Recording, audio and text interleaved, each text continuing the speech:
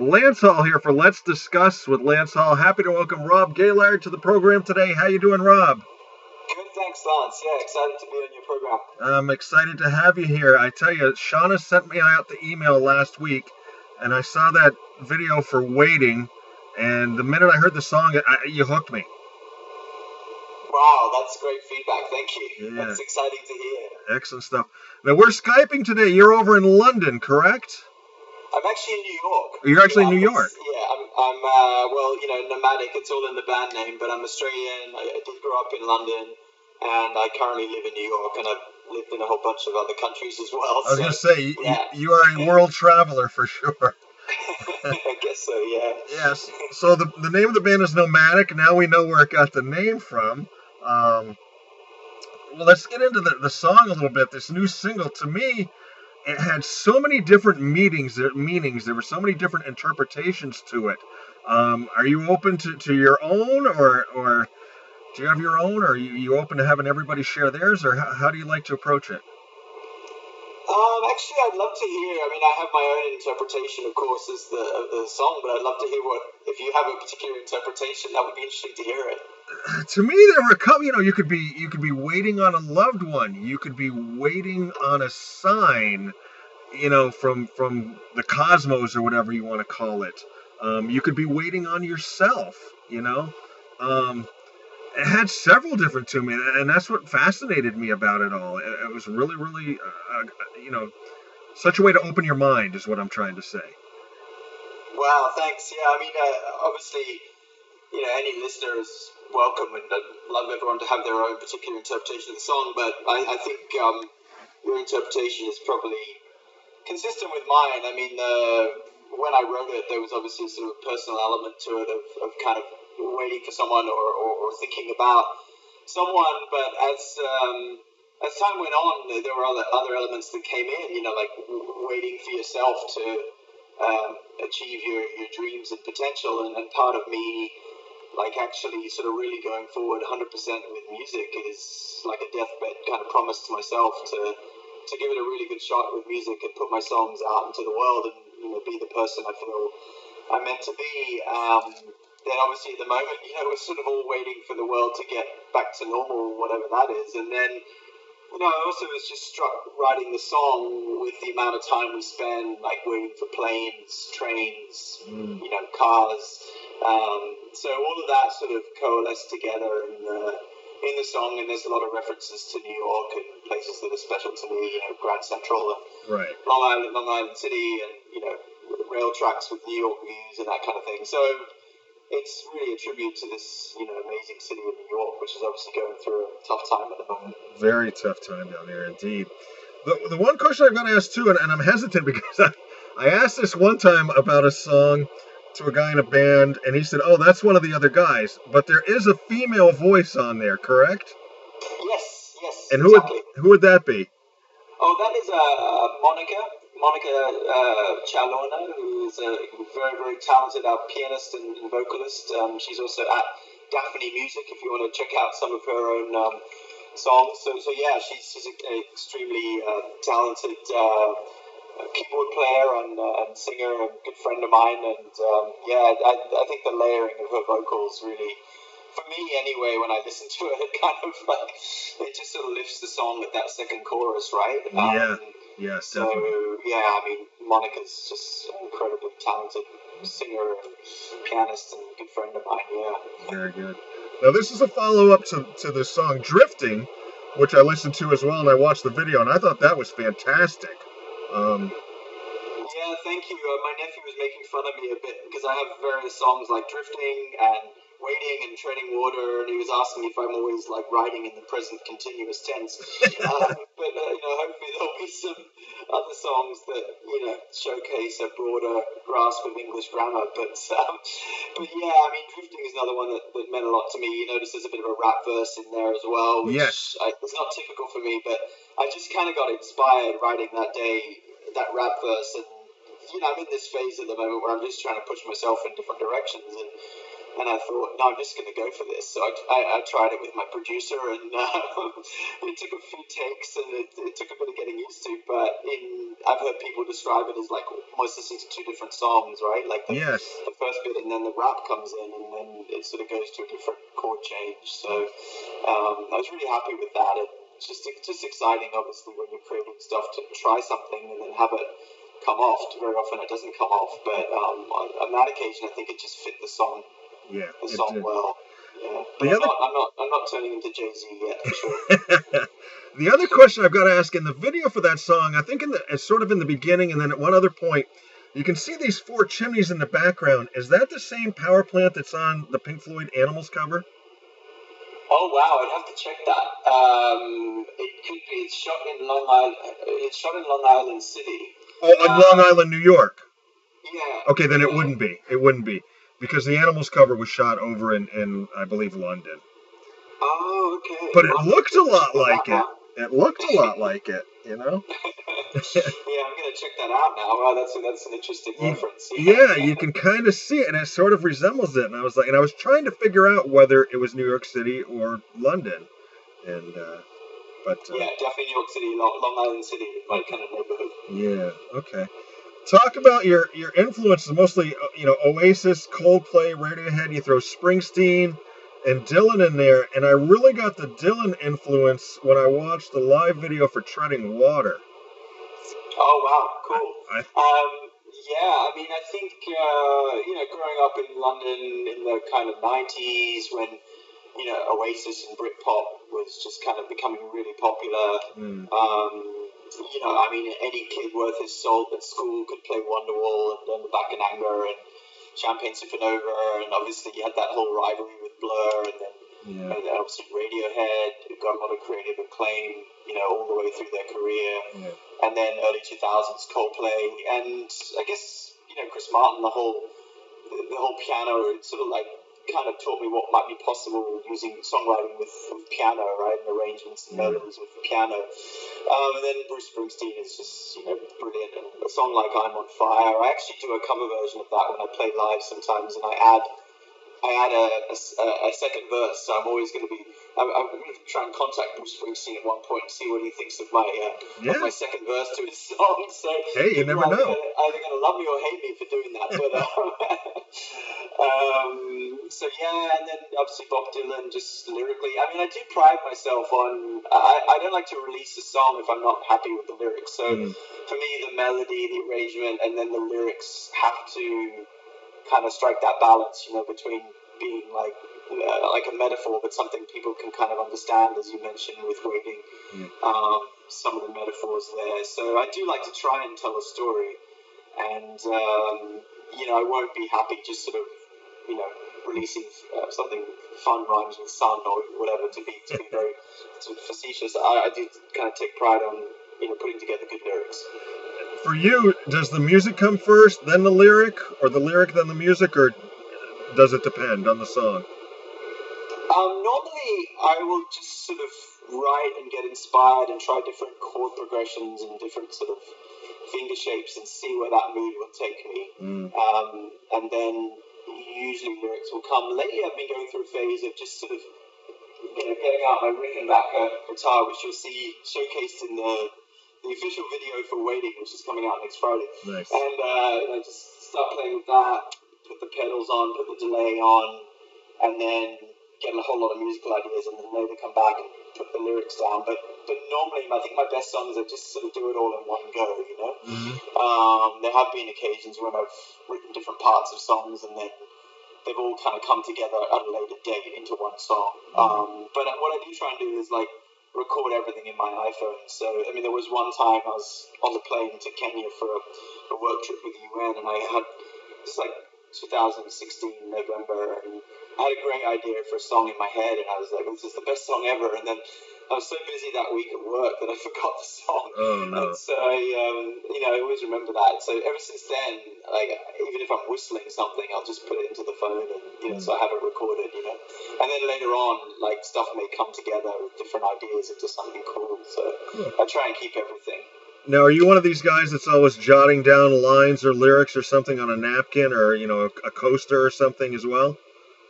I try and have a book, like one for like singing practice and another one for songwriting, but I'm not that organized, so sometimes it'll just be, as you say, like, a piece of paper or a folder, or I'll just quickly record it into my phone. Like if I'm in the shower and I think of a cool lyrical combination, I'll come out and I'll just sort of speak it into the phone, to make sure I don't like lose it. And then, I mean, I'm a mixture of organized and disorganized. I do have like a lyric, a song sheet on my computer that has all the songs, and so every couple of months I'll sit down for like 4 hours and just type out 5 or 6 songs, that have been in the notebooks. So I try and stay organized, but I think I'm just like always creating and always moving, that it's sometimes hard to be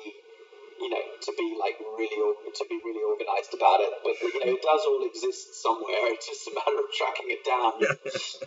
Just when you get it all together, you forgot where you put it, right? Yeah, and it's funny because what I've learned about obviously the music production process is like it just takes time. Like waiting. I think the first demo was done in October of 2018 or something. So. I mean, there are things that I'm working on now that, I don't know, maybe won't be released for 3 or 4 years. So it's like, it's just important to keep track of it and don't lose it. But yeah, I mean, just sort of keep the creative process moving, I guess. That sort of leads me to the next question I had for you. You released Drifting in September of 2019. Waiting, came out like last week. Is the eventual goal to release a full length? Is that what you're working on now? Or is it still gonna be singles? Well, I took last year completely off work to just focus on music, and I built up a whole lot of 50 or 60 kind of demos. So now I think the focus is to put out about one a month. There wasn't really meant to be that much of a lag between September and April, but various things happened, including the whole COVID business, and there was sort of some delays. But now I'm going to try. Not least because I think people are at home and they need some distraction, and I think music can be great medicine, right? So I'm just trying to commit to putting out one a month. Absolutely. And then, sorry to come back to your question. I think, I'd like to put out an album, but at the moment I just like each song to get the sort of attention and ears and focus that I think they deserve. Because if I put out an album today, I think I genuinely believe all 10, 12 tracks would be as good as Waiting. There might be some that people kind of missed. So I just probably want to put out, a single a month or every 6 weeks for the foreseeable future, and then reevaluate maybe at the end of the year. Yeah. And the other thing, too, that is into the equation of this, and I saw you allude to this in another interview, nowadays, to get your music out, it's so easy. You don't have to worry about a label or, people like that. You can concentrate on being a musician, but on the flip side of that, you also have to be the business person of the band, correct? Yeah, exactly. Which takes time. It's a challenging thing. You've got the creative process and then the business side of it, and you kind of have to try and balance both. Now, whether you say Sunday, Monday, Tuesday, I'm going to be creative, and Wednesday, Thursday, Friday, I'm going to be business, and Saturday, I'm going to take the day off, or you divide up the day, or however you want to do it. I think you do need to be spending 50% on each, so it's challenging, and I think part of it is like learning to recognize what your strengths are, and then maybe what your weaknesses are. I'm not an amazing graphic designer, but I do have a friend of mine who is an amazing graphic designer, and like I was really happy with Drifting and Waiting, like the colors for them, and so anything could be shooting a music video or song production. I mean, you do need to bring in a team of people who, I mean, at least for me, who are cool, down to earth people, like very minimal ego, cool people to work for, and who also like really believe in the music. I think that's important for me too. And I think I've managed to sort of get a team around me of people between sort of friends and professional contacts who kind of share my vision to get these songs out into the world and have people enjoy them and listen to them, and so that seems to be working well. But it's just a constant process of team building, to be honest, because I don't think one person can do everything. No, definitely not. And it's hard to separate. When you say, okay, this is what I'm going to work, the business angle of it, but then all of a sudden you get a creative idea, and you don't want to really shut that off. Yeah, exactly. I mean, I would always prioritize the creative idea. Like if I pick up a guitar and I'm Right. like, oh, this is going somewhere, then I would spend 2 or 3 hours, writing that song rather than copywriting, Right. my 10th song, if you know what I mean. Yeah. But it's interesting. It's such an interesting time. There's something like 40,000 songs that are released every day on Spotify. Mm. There's never been a better time, as I said, to be an independent musician. But then, I mean, there are benefits to having a record deal as well. I mean, Sure. you have probably like more reach, and if you want to end up like Coldplay or Jay-Z, it's probably very tricky to do that without a record deal. Right. But at least for the moment, I enjoy the freedom and the creativity of kind of owning all my own songs and having it recognized that these are my songs and I wrote these songs, and I'm just sort of enjoying that process, I guess, of being an independent artist, even though it does come with a lot of challenges. And who knows, maybe someday we'll see you entertaining at the Super Bowl halftime show like Coldplay did a few years ago. Yeah, that would be an absolute life dream. Yeah. But I think I don't know, what I've learned in life so far is just sort of give it your best shot and then kind of let go of the results. And what I'm seeing is that a lot of like my friends and people who I talk to about the music, they want to help, and the universe has this sort of positive energy about it, where if you just keep putting in the work and keep going, there's a momentum behind that where people just kind of want to help out. I mean, it would be a dream to play at the Super Bowl, but at the same time, it's honestly a dream to be talking to you and doing a sort of a live interview like this. So I'm already living the dream. I think anything now is just a bonus. I'll tell you, Rob, so am I. I sit here sometimes and I think of, this artist is giving me, their time and they're talking to me about their dreams and stuff. It's fascinating, it's fun, and it's inspiring.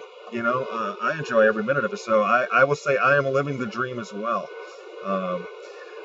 Got to talk about you and your dad. I saw a couple of different parallels, but there's one question here I have for you. You guys are fascinating people. Your father was a diplomat. He played guitar, and his sport was rugby. Yes. You worked for the UN. You work for the UN. You play guitar. What's your sport? Well, being Australian and then growing up in the UK, I did play a lot of rugby when I was younger to a reasonably high standard in England. And, those kind of English sports like cricket and, tennis and squash. I'm really big into soccer, actually, probably since coming to New York 2012. I've been on, 3 or 4 different soccer teams, and I think I would say soccer is my main sport now. I just think it's such a fun game, great for fitness. Girls and guys can play together, obviously. I would have to say soccer, but I mean, growing up, because of my dad's influence, I guess, I think my earliest dream was to be a professional rugby player or a professional cricket player, believe it or not. Okay. I know you Americans don't really understand cricket, and I can empathize with you there, but in England or Australia, I mean, I think a lot of kids grow up wanting to be a rugby player, a cricket player, or Premier League footballer, soccer player. So sport has always been a massive part of my life, to be honest, and partly that's the influence of my dad, I guess. Well, speaking of your dad, that was the other thing I was going to bring up. I read in one interview where in school one day they had, who is your hero type thing, and kids were talking about musicians and sports figures and stuff, and you talked about your dad, and I thought that was awesome. Yeah, I think he was a bit blown away by that as well when the teachers told him. I think I was only 11 or 12 or something, and I think he has been a real role model. I mean, just a very down to earth. A very high level diplomat in his field, but more than that, just top sportsman as well. But just a very down to earth character. Treats everyone the same, and I think I got some of those values of trying to stick up for the underdogs, stick up for minorities, people less fortunate than you. Just treat everyone the same, what do they say? Be nice to people on the way up because you're going to meet them on the way down. But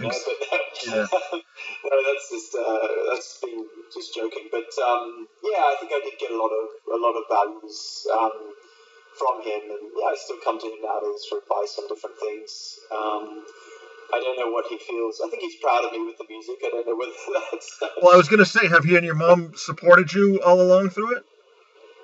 It's strange. I mean, I don't know. I think they were music fans in the sense of, like, liking the Beatles, liking the Rolling Stones, and I think they enrolled me and my sister in music lessons.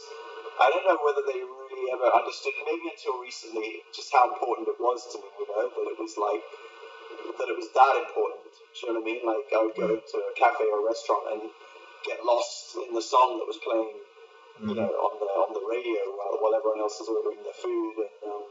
And so I don't know if they realized quite how important it was, but certainly they've always supported us in whatever we wanted to do. Yeah. Going forward now with this whole COVID-19, are you still able to get together with members of the band, or are you guys all isolating still, or how is the music going forward? Yeah, it's a bit tricky, just with the whole social distancing thing. But I mean, the Nomadic played so much live between sort of 2016, 2017 until just now, recently, that I think the focus was always now going to be on releasing songs. So, in a sense, the whole COVID thing doesn't impact that. We'd probably play it live a bit more, but now it's just going to be about putting out the music. And then I do hope that by mid-year, I mean, we have a show booked at the Knitting Factory on 25th of July. I think that's going to be touch and go with the way things are going. We'd obviously, like any other musician, love to be back playing live. But in the meantime, the rest of the year, I think just a chance to get people to let people hear our songs and to put the songs in front of more ears, and hopefully keep going like that. Maybe do some Instagram live kind of shows, right? And then hope that the world is back to normal, whatever that is. I don't know if we'll ever be completely back to normal, but that things sort of settle down a bit mid-year or towards the end of the year. Exactly. Talking with Rob Gaylard of Nomadic here for Let's Discuss with Lance Hall. Their latest single, Waiting, is out now. You say there's a video coming out next Friday for it? Yeah, I put the instrumental version out today, and which I love, and the full length and the video is coming out next Friday. So yeah, do please check us out. We're at the Nomadic Band and YouTube, and yeah, follow us, and we'll hopefully have some more good stuff coming for you. Very nice. Rob, as I always like to do at the end of my interviews, I like to ask silly questions. I'm hoping these are questions you've never even been asked before. Sound good? Go ahead. Favorite topping for your pizza? Favorite topping for my pizza? I mean, I usually go with like a kind of a meat feast, something like that, like sausage and pepperoni and stuff. All right. Fastest you've ever been in a car? Probably, I'm thinking in Australia, nothing too crazy, 110, 120 kilometers an hour, I don't know, 70, 80 miles an hour. I don't like to break the law too much. If you could pick a television show to have one of your songs placed in, what show would you like to place it in? Wow, excellent question. Game of Thrones is done now, right? So I would probably say Succession. I'm pretty addicted to Succession on HBO at the moment. All right. Would you rather have gills so you could swim underwater all day, or wings so you could fly? Wings so I could fly, I would say. All right. Partly because that's a better lyric, right? Yeah, exactly. I believe I can fly, right? Exactly. Well, that's taken, isn't it? All right, I won't plagiarize that one. Favorite toy growing up as a child? Favorite toy growing up as a child? When I was in the Solomon Islands, so this is a longer conversation, but in the Pacific, we didn't have many access to toys, so myself and a few friends used to make these sort of like slingshots, basically, rubber bands and then twigs, and just like fire like rocks at trees and stuff, pretty harmless stuff, but I guess that slingshot springs to mind. Nice. Given your choice of household chores, would you rather do the dishes or the laundry? I would say the dishes. Okay. Last one, and this is the one we have the most fun with, and I was asking this long before all the biopics came out. If they were to make a movie of your life, what actor would you have play you in the movie? And it's your movie, your life. You can pick anybody. Wow. Okay. All right. You've seen the biopics. A movie to play my life. Yep. Well, I mean, there's the obvious sort of like Hollywood A-listers like Brad Pitt or Matt Damon, but I'm going to go with this film being a comedy, so I'm going to say Adam Sandler. Okay. Excellent. Great conversation today with Rob Gaylard. Once again, he is in the band Nomadic. Look for that video waiting. Do you guys, I didn't have a note here for a website. Do you have a website for the band yet? Yeah, I think it's to look it up, and it's the nomadic.band. Okay. www.thenomadic.band. Okay. Yeah, and Instagram, Facebook, we're very responsive there. That's at the Nomadic Band. Very good. Instagram and Facebook. Yeah. Excellent, Rob. Best of luck going forward, and hopefully, maybe I'll even get down there to New York City. I'm about 6 hours north of you. When everything settles down, I'll try and get down and catch a show. Yeah, that would be fantastic. We look forward to welcoming you to the show. All right. Thank you very much for your time, Rob. I appreciate it. Enjoy the rest of your day. Yeah, have a great weekend. Stay safe and stay connected. Wash your hands. Yeah, I will too. Thanks, Lance. Thank you. Bye-bye. Bye.